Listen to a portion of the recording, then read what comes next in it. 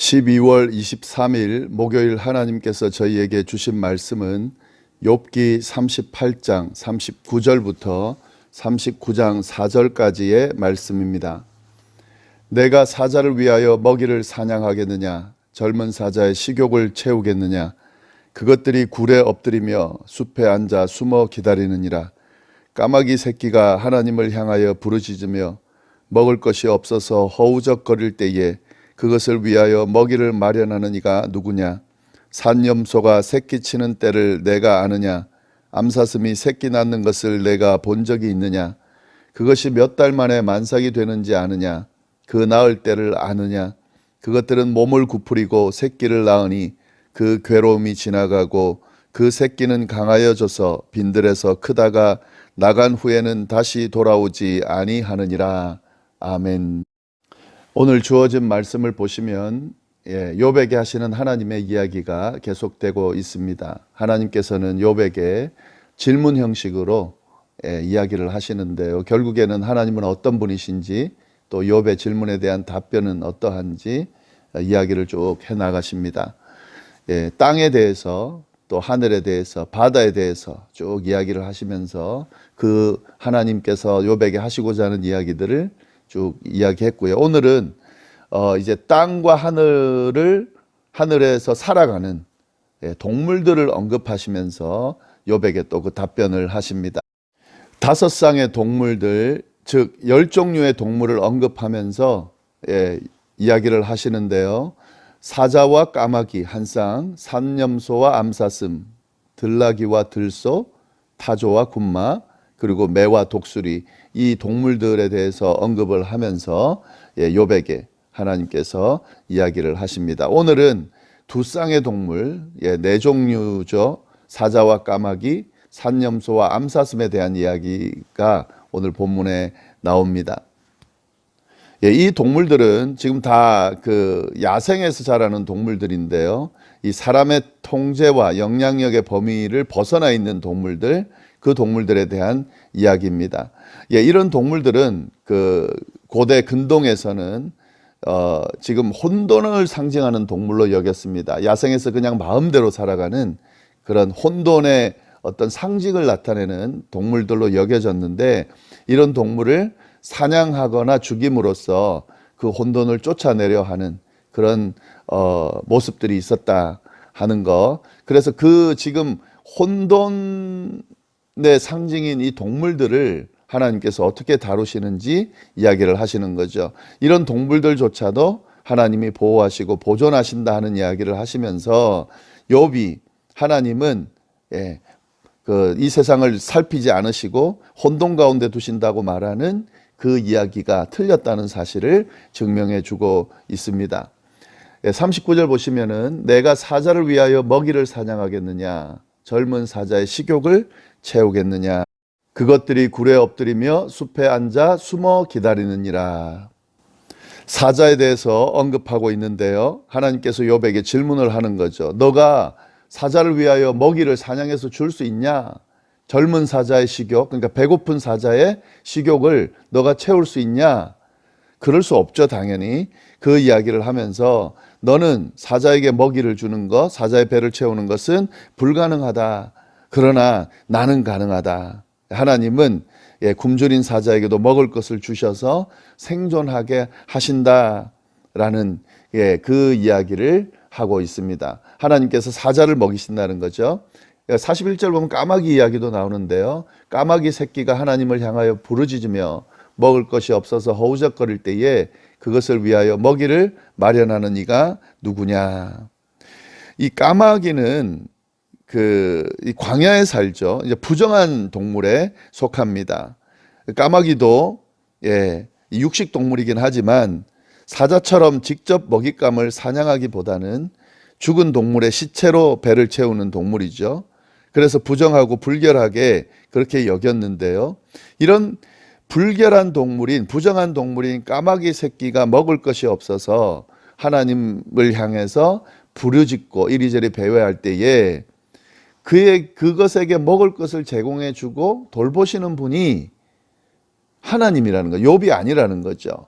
아마 욥은 이 까마귀가 먹을 걸 달라 그랬을 때 주지 않았을 거예요. 왜냐하면은 이 자신의 정결함을 위해서 부정한 동물에게 접근하지 않으려고 할 것이라는 거죠. 그래서 이런 욥과 같은 사람에게는 그 부정한 동물에게 먹이를 준다는 것은 아마 상상하기 힘든 일일 겁니다. 그러나 하나님은 이런 부정하고 가치 없어 보이는 까마귀 새끼라도 그들의 외침과 부르짖음을 거부하거나 침묵하지 않는다라는 사실을 하나님이 직접 말씀해 주시는 거죠. 그래서 하나님은 이 까마귀를 돌보신다는 사실을 이야기하면서 욥이 하는 것처럼, 욥이 주장했던 것처럼 이렇게 우리의 부르짖음에 응답하지 않으시고 침묵하신다라고 했던 그 말이 잘못됐다는 사실을 이야기해 주고 있습니다. 욥이 생각하듯이 하나님은 자비도 없고 냉정한 분이 아니라는 사실이죠. 아무 가치가 없어 보이는, 심지어 부정한 동물로 간주되는 까마귀 새끼까지도 먹이고 돌보시는 자비로운 분임을 하나님이 욥에게 말씀해 주십니다. 네, 그 다음 39장 1절 이하 보시면은 산염소가 새끼 치는 때를 내가 아느냐, 암사슴이 새끼 낳는 것을 내가 본 적이 있느냐, 그것이 몇 달 만에 만삭이 되는지 아느냐, 그 낳을 때를 아느냐. 그것들은 몸을 구부리고 새끼를 낳으니 그 괴로움이 지나가고 그 새끼는 강하여져서 빈들에서 크다가 나간 후에는 다시 돌아오지 않느니라. 이 사자와 까마귀에 이어서 산염소와 암사슴을 언급하고 있는데요. 하나님은 욥에게 산염소가 새끼 치는 때를 아는지, 암사슴이 새끼 낳는 것을 본 적이 있는지 물으십니다. 이 두 가지 질문 모두가 새끼를 낳는 것과 연관이 되는데요. 여기서 산염소와 암사슴은 가축이 아니에요. 지금 들판에 있는 야생동물을 이야기하는 겁니다. 이 욥이 볼 수가 없죠. 산염소가 암사슴이 새끼를 언제 가지고 또 어떻게 새끼를 낳는지. 만약에 가축이라면 자기가 돌보는 가축이라면 잘 알 수 있지만, 이 가축이 아니라는 거죠. 그런 그 야생 동물이 어떻게 새끼를 낳고 가지는지 그 모르는 거죠. 당연하게 하나님의 질문에 대해서 욥은 모른다라고, 본 적이 없다고 답변할 수밖에 없습니다. 2절을 보면 더 구체적으로 더 어려운 질문을 하는데요. 이 욥이 더 답변할 수 없는 내용이죠. 산염소와 암사슴이 몇 달 만에 만삭이 되는지 계산할 수 있느냐, 언제 새끼를 낳을지 아느냐, 이렇게 물어봅니다. 이거는 더 어렵습니다. 왜냐하면은 동물마다 임신기간이 다르기 때문에 그것을 정확하게 아는 건 불가능해요. 그리고 언제 새끼를 낳을지도 아는 것도 쉽지가 않습니다. 그것도 야생동물에 대해서요. 그렇게 하나님, 욥이 이런 질문에 대해서 답을 할 수 없는 건 당연하죠. 그건 이 욥이 알고 있다라는 것이 아니라 하나님이 알고 계시다. 욥은 모르지만 하나님은 알고 계시다는 그 전제를 깔고 지금 이 이야기를 하십니다. 당연합니다. 하나님은 동물들을 창조하셨고 끊임없이 관심을 가지시고 그리고 또 돌보시고 계시기 때문에 몇 달 동안 뱃속에 새끼를 품고 있으며 얼마 지나서 새끼를 낳는지에 대해서도 잘 알고 계십니다. 이렇듯 하나님은 인간의 시야에 미치지 못하는 동물들에게조차도 관심을 가지고 살피시는 자비로운 분이라는 사실을 하나님이 이야기하고 있습니다. 3절, 4절에 하나님이 다 알고 계시다는 이야기를 하는 거죠. 그 두 동물들이 몸을 구부리고 새끼를 낳으니 그 괴로움이 지나가고 그 새끼는 강하여져서 빈들에서 크다가 나간 후에는 다시 돌아오지 않는다. 어떻게 새끼를 낳고 그 새끼가 자라서 그리고 강하여져서 다시 돌아오지 않는 이 섭리에 대해서 하나님께서 알고 계신다는 사실을 욥에게 지금 이야기해 주고 있습니다. 이것은 하나님께서 이 모든 동물들을 지금 돌보시고 그들을 키우고 계신다는 사실을 이야기하고 있는 거죠. 이 말은 결국 욥이 하나님이 이 세상을 돌보지 않으신다, 자기에 대해서 자기의 좀 어려움을 관심을 가지지 않으신다라고 이야기하는 것이 잘못됐다는 사실을 쭉 이야기를 해주고 있습니다.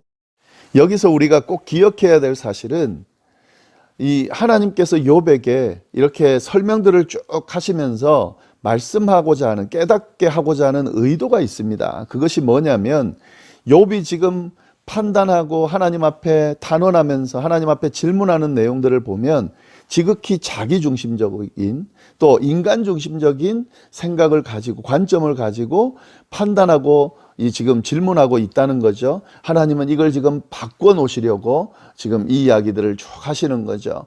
예, 인간만이 아니라 하나님은 당신이 만든 모든 피조물들을 지금 돌보고 계십니다. 질서 가운데 지금 운행하고 계시고, 그 가운데 인간의 삶조차도 하나님이 운행해 가신다는 사실을 이야기를 하면서, 하나님께서 모든 것들을 관장하고 하나님의 뜻 안에서 모든 것들을 이끌어 가신다는 사실, 하나님 중심의 사고를 가지고 자신의 삶을 돌아보고 판단할 수 있도록 하나님께서 욥에게 지금 이렇게 이야기를 하고 이끌어 가신다는 사실, 이걸 좀 기억하시면 좋겠습니다. 이 이후에 나오는 이야기들, 지금 이제 6종류의 동물에 대한 이야기 내일 또 나눌 텐데요.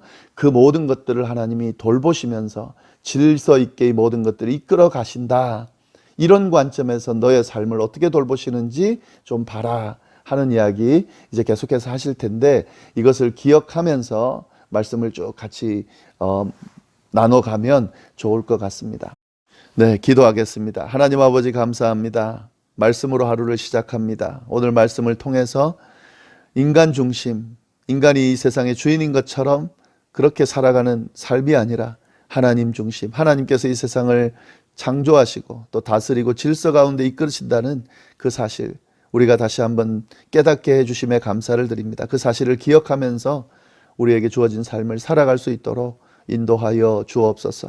성탄절이 이제 얼마 남지 않았습니다. 하나님, 오늘 하루도 또 내일도 또 성탄절에도 예수 그리스도의 오심, 그 의미들을 생각하면서 은혜 가운데 잘 보낼 수 있도록 인도하여 주시고, 이 세상에 아직도 어려움 가운데, 힘든 가운데, 절망 가운데 있는 분들이 있다면 희망으로 빛으로 오신 예수님을 만나고 그 예수님으로 인해서 삶이 변화되어지는 역사가 일어나는, 그 기적이 일어나는 시간이 될 수 있도록 주여 인도하여 주옵소서. 오늘 하루도 지켜주시리라 믿고 이 모든 말씀을 예수님의 이름으로 기도드립니다. 아멘.